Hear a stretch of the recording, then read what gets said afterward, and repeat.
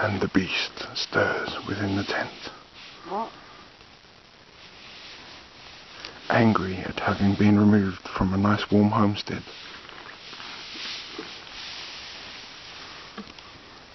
Hey folks, all at the one here, and welcome to another excursion into the woods. Just got our first brew of the day on and we're good to go. Hey folks, welcome to another All Outdoor One video. Thanks for joining me. Just got a load of wood prep going on here for some cooking and heating fuel later on tonight.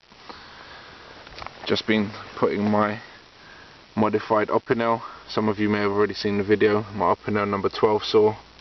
If not, please check out my last video previous to this one and you can see exactly what I've done with that.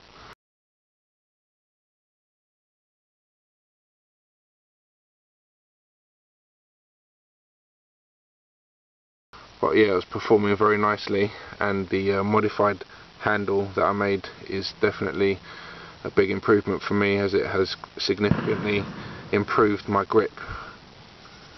Obviously the rest of the batoning was done with my good old trusty Forkniven F1. In my opinion, these two things together provide a lot of power with relatively minimal size and weight. Great combination in my opinion, and obviously my choice in the woods. Just out here in the woods today, testing out various bits and bits of kit. There's a gnarly old yew tree here. Crazy branches. Amongst other things, testing out this Under Armour clothing here. This is I think it's Helicontex, that's right. Turning out to be a nice bit of kit so far. Got really sweaty getting up into camp here, but then, you know, within an hour and a half I'm completely dry now, and I've even been doing some wood prep since arriving here, and still the moisture level in my clothing is absolutely minimal. So I think it's a great bit of kit.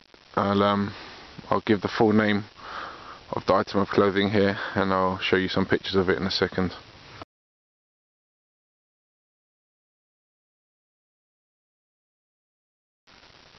Really nice day to be out today.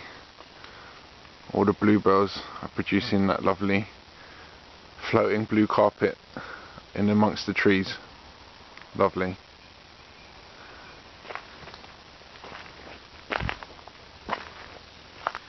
So, as many of you probably know, I am a bit of an EDC buff, and always keep some kind of minimal EDC items with me, and I'm just going to do a quick show and tell about these items. Basically, my EDC incorporates into my bushcrafting kit also. The items in my EDC kit basically give me a minimal bushcraft survival kit. So, you know, most of my EDC is carried in my pocket and on my keychain, so those are items that I always have with me, and as I said, they're a last ditch kind of survival kit for when I'm bushcrafting out in the wilds, wherever I may be. I'm pretty sure I said this in my previous EDC video, but nowadays I'm trying to keep a minimalistic EDC. I mean, I've gone through some crazy EDC configurations consisting of many different items, but yeah, now I've got it down to a kind of minimal level that I'm happy with. Also, as I said in the previous EDC video, I think an excellent place, well actually I've said this in several previous EDC videos, an excellent place to keep EDC items is on your keychain, because, you know, 99.99% of the times you'll have it with you as you leave your home, etc. So we'll just go through some of the items on my keychain. First up, we've got your classic little peanut lighter. Always nice to have surefire under most conditions. Nice little secure lighter. Had it on there for a long time. Reliable bit of fire lighting kit. Always good to have with you. Next up, we've got an Innova microlight. Several different functions: high, low, and flashing mode. Good for signalling capabilities. Good for a little bit of manoeuvrability at night, so you're not reliant on just night vision alone. Next up we have another little multi-tool. This is a Swiss Tech. Various items on there, including what I use most frequently is a little Phillips screwdriver. Obviously the screwdriver is more of an urban EDC item, although I do use it occasionally for adjusting various bits of outdoor kit. Next up on the keychain we've got a standard old school classic pair of tweezers. Can't go wrong with those. Lots of different things you can do those, and generally quite useful bit of kit, apart from the odd bit of facial grooming, male grooming. As in getting older you find hairs growing out of funny places, so good to get rid of those. Finally on the keychain we have a small Clarus titanium whistle. Excellent bit of survival kit that. Everyone needs some kind of signalling device that can be heard over long distances, and your whistle is generally going to be your best solution. Very small little item, so it takes up minimal space and weight. So that's the items I carry on my keychain. Next up we're going to go to this pouch which I carry in my left front pocket of my jeans. I'm not going to talk about the pouch at the moment, I'll save that for another video, but let's just go through some of the items that I keep in here. First up we have this dual lighting combination. As you can see, extremely little, takes up no space and very lightweight to boot. This is a Clarus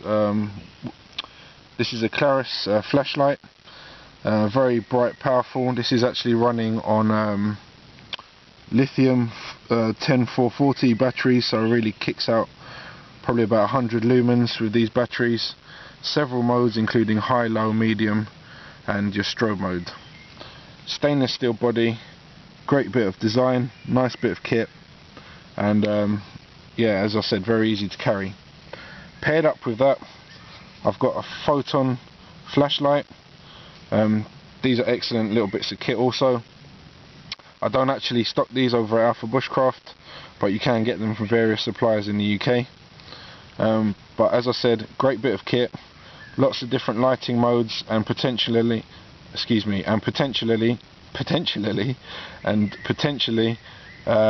over 120 hours of light on the lowest mode. It is actually on now, I don't know if you can just about pick that up, perhaps not, but that lasts for about 120 hours on the lowest mode, and is actually a lot more useful than you think. Several other flashing modes on here including SOS and strobe. I'll go into further detail on another EDC kit video. Next up in the EDC we have a standard bullet pen. Excellent bit of kit, writes in extreme conditions. Always handy to have a writing instrument with you. The last item in the pouch is this small Opinel folding knife and fire steel combination. Let me go into a little bit of detail about the fire steel combination. This is in fact a magnesium bar with a fire steel stuck to the side of it, which has subsequently been wrapped in a kind of cotton paper which has been impregnated with stearine and then sealed in place with several layers of shrink wrap tubing. So basically I've got my tinder, two types of tinder and ignition all in one very compact little package, as you can see. Great bit of kit that to have some reassurance with you at all times, and obviously it has these pull tabs attached so you can just pull them apart, and then you've got separate instruments. Equally with the photon and the Clarus combination. So that is the current pocket EDC that I'm currently using. Obviously I've got other items in there including my Casio G-Shock. I'll do a full EDC video soon where I'll go into detail about the way I carry it as well. Interesting things afoot. So folks, that was a little EDC update. I hope you'll like that one. You know, I'm very close, I can feel it, I'm very close to my perfect EDC combination, and I'll be getting there soon, and I'm glad when I am there, because then I can leave it alone and let it do its job in situ. Anyway, I better get back to the missus. I've left her back at camp. She's probably wondering where I've got to. Right folks, I'll see you all in a minute. Just been to check on the missus. She's alright for a little bit longer, so I'm free to wander. And it's turning out to be a lovely day. Love it when that happens. A little bit of trivia for you. Most coniferous trees can be used to make tea. Best avoid yew trees obviously, as you can give yourself a bit of poisoning. But these will brew up nicely for a nice cup of tea, which has got a kind of unique flavour to it, quite astringent almost, and does actually contain a lot of vitamin C. So if you're ever in a fix in the middle of woods and there's some pine trees nearby, then I suggest you brew up a cup of tea and beat off the scurvy basically. We'll brew this up later on. So folks, talking just briefly about these kind of breathable materials, you know, there's a long-standing argument, you know, what is better, either synthetics or natural fabrics for these types of outdoorsy pursuits. I in fact was a great fan of woolen clothing for a long time. It is quite hard wearing generally, as long as you don't wash it in the wrong way, which can often lead to a shrunken item of clothing that can no longer be worn. I've actually got rid of a couple of woolen hats like that. So just for longevity and ease of maintenance, I'm now kind of turning towards synthetic fibres. I found that with woolen products, apart from the fact that, you know, they can shrink easily, there's also the problem of wicking. I don't think they wick particularly well, especially if you have like a thick woolen jumper and you work up a good sweat in it. I find it took a really long time to dry out. Whereas now I'm using these synthetics, you know, as I said previously, after being drenched in sweat, I'm dry in about an hour to an hour and a half, if it's a reasonably, you know, if the conditions are reasonably decent. Obviously I can only speak from what I've experienced and what I know from my own testing and use of various products, but obviously I'm also interested to hear other people's opinions and their experiences, obviously equally relevant. Nice bit of yew here, and I might just have to grab that on the way out and do something a bit useful with it. Interesting. Yeah, so as I said, please let me know what your opinions and thoughts about synthetics versus natural fibres for bushcrafting and outdoors activities. Right folks, almost time to break out the head torches and get the fire going. As once you've collected all your fire, this is probably enough for about 2 hours of small fire. Basically I'm going to cook some potatoes in the flames and some sausages, and I'm going to get a little munchie going. But basically, once you've got your wood prepared, then obviously dig down to bare earth and maybe put a few branches down, a few whole ones down, just to isolate the fire from the naked soil. So as I said, get a few whole pieces just to be a little protective barrier from the ground, which could potentially hold moisture as it has been raining recently. And it also allows more oxygen to get to the bottom of the fire, so ultimately it burns more efficiently. So all I've done is simply wrapped a couple of baking potatoes, or actually Maris pipers, in tin foil, and I'm just going to place them roughly in the middle of the fire and then proceed to build a fire on top of them. Just before I put this on, this is my Zebra Light head torch running on CR123 batteries. Yeah, before I put that on, just a little mod I've made to the headband. What I've done is simply added a elasticated strap to it and inserted a little CR123 battery holder in there. So basically I've always got a spare battery on my head at all times, so I know exactly where it is, and obviously it's the battery that powers this zebra light torch. Just a nice little way to carry a spare battery with you, taking up minimal space and bulk, and you know, once you have this around your head you barely notice it. Anyway, back to the fire. Alright, so I'm just going to build this up a little bit more. I'm going to start getting in with the finer twigs. So I've got a decent little bundle built up now.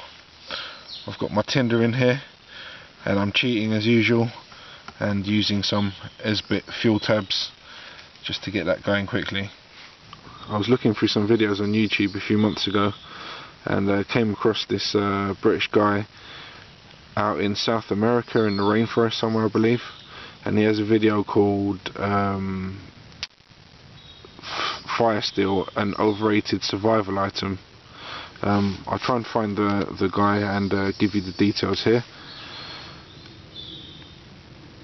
I thought that was quite an interesting concept, and it kind of got me thinking.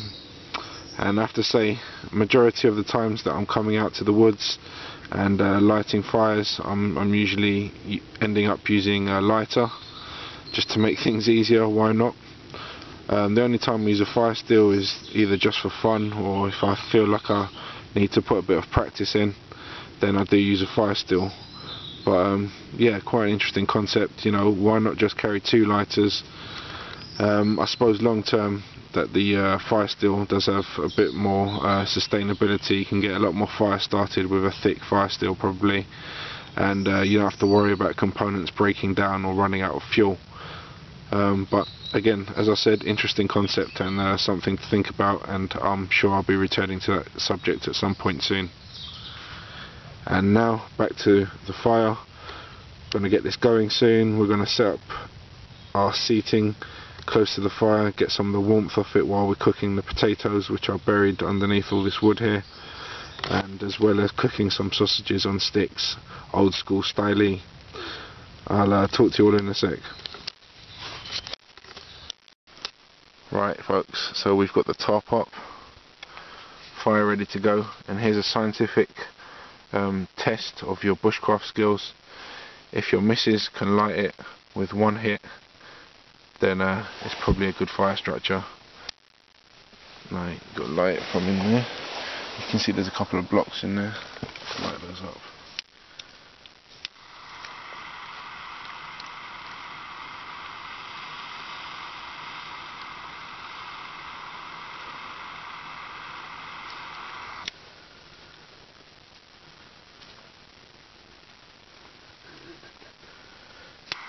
You're making me look bad, woman.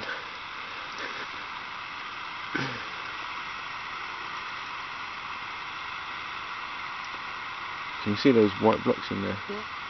Okay. Just checking. Well, I'm happy to report that my fire lighting skills were up to it, and it caught nicely. Just going to get the sausages and rest of the grub onto the fire. As you can tell, a bit tired now.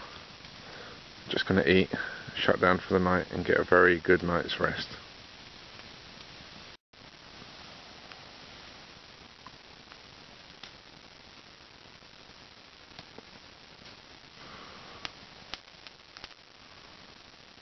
Right folks, so we've got our spicy chorizo sausage and pita breads just about ready. Baked potatoes still in the bottom of the fire, cooking to perfection in the bake-off foil.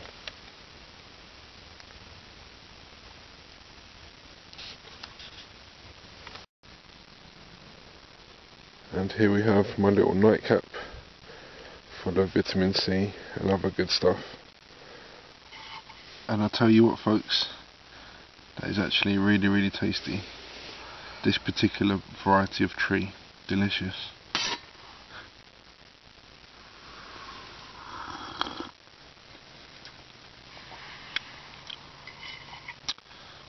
Almost tastes like a strawberry fruit tea, this one. Lovely. Right folks, it's good night from my shelter, and it's good night from me. Off to bed. Hello everyone, morning, and welcome to another beautiful day in the woods.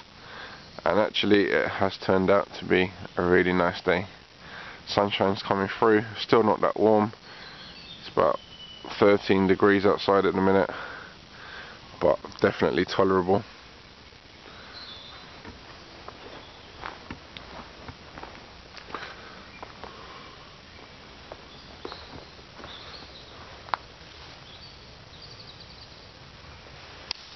Time to get a brew on, methinks. Hi folks, just wishing you all goodbye. Our trip has come to a close now. Hope you've enjoyed watching, and thanks for your help and support. Comments always appreciated. This is All Out the One signing up for now. See you soon. And remember folks, always leave the campsite as you found it, pristine, with no trace.